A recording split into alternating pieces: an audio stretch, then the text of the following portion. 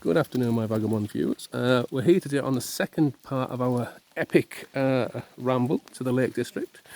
We're here at the famous Cathedral quarries, which started mining in the 16th century. It's fairly close to Little Langdale in the sort of centre of Cumbria. It's a little bit north of Lake Windermere, I do believe. So I'm entering it now. It's quite spectacular, a little bit spooky, as you can see. There's a lot of people here, I can hear them talking.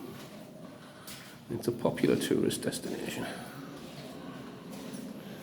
A little eerie, but atmospheric.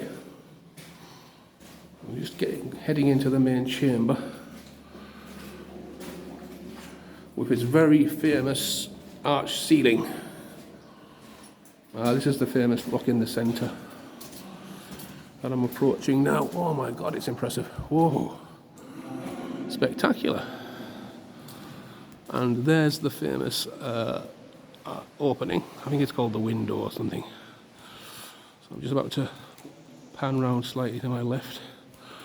It literally looks like something out of Lord of the Rings, and I'm losing focus here for some reason. So I think this was a quarried chamber, and it's one of the tallest, I do believe, in England. About 50, 60 feet tall, I would guess. I'm sorry if it's a bit blurry, I don't know why it's doing this.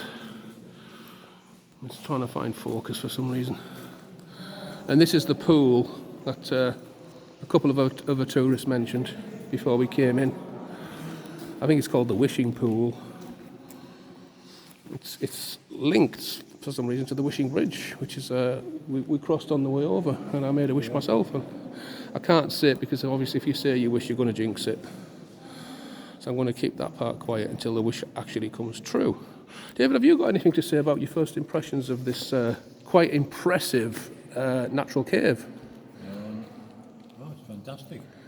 Anything else? I mean, are you impressed with the height? Spectacular. Yeah. Thank you, David. What do you think, Neil? What's your impressions? Very huge. Yeah. And Neil's extra pleased because he didn't have to pay anything to go to visit. It was all free. And if he doesn't have to pay, he's extra. I think David's pleased as well that it was free, aren't you? Yeah. Anything free, we're both happy with my Vagabond companions.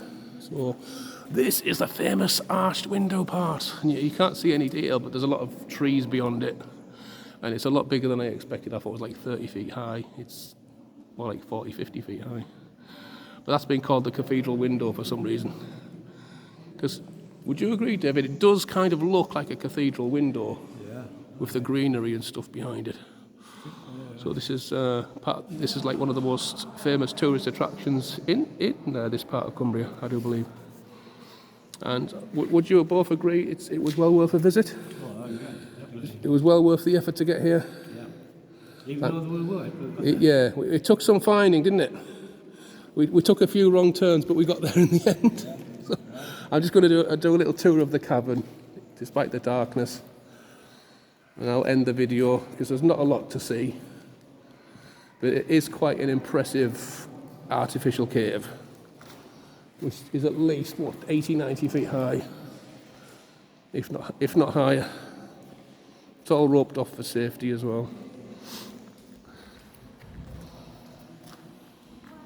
I just wish we could see more details. When we look up, you just see like a white patch, but you can actually see greenery and trees through it. I agree with David, it's quite spectacular. Yeah. And it's echoey as well. It feels like a cathedral with the echo effect of your voices.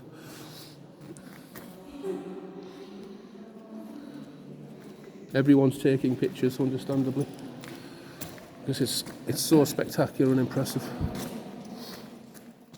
So just making our way towards the main tour group, if we can. We'll have to step alongside this little sort of muddy, Yeah. it was technically a shoreline. Without getting our feet too wet. Splash, splash.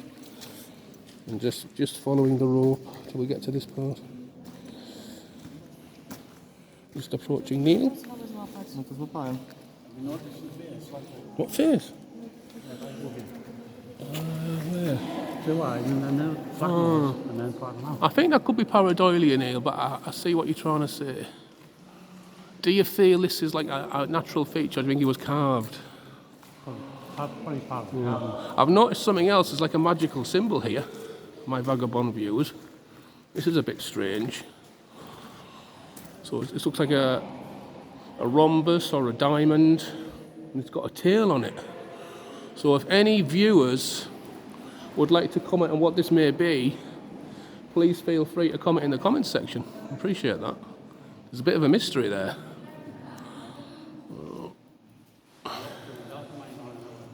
Yeah, I'm going to walk on a bit further, just to the end of the cavern, and then end the video, I think, at this point, when you get to the end, literally.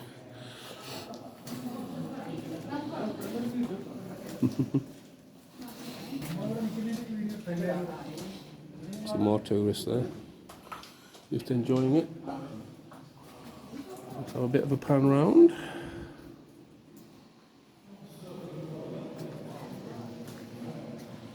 Back to the cavern's pool.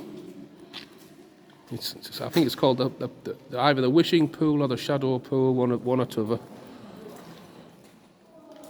Carries both names.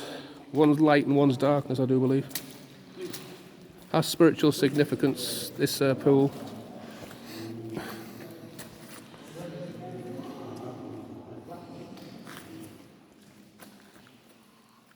And back up to that, I think, as a final illumination. It's like a blessing from above for this video. And I'll end it shortly. Dave's getting a halo of light above him there, which is very appropriate for a Christian. And we'll bring it down into from the light into the darkness. And I think we'll end it on these people going through the tunnel from darkness into light. It's all highly symbolic and allegorical. I think that's very appropriate for one of my videos. So I shall pan around slightly, and I'll let my companions say their farewells in their own unique way. What would you like to say to the viewers, Neil, to say bye? David, any final words for our viewers? Like a blessing for them from you? Blessing, yeah. And, Do you want to do a... come and visit the place. Yeah, there you go. Yeah, I agree with him. Please come and visit because it's spectacular. It's a lot more spectacular than it looks on the video. So, with those final words from my vagabond companions, their respective blessings, I shall say farewell and goodbye, and thank you for any vagabond viewers who may be watching. And if you did enjoy the video, please comment, like, and subscribe.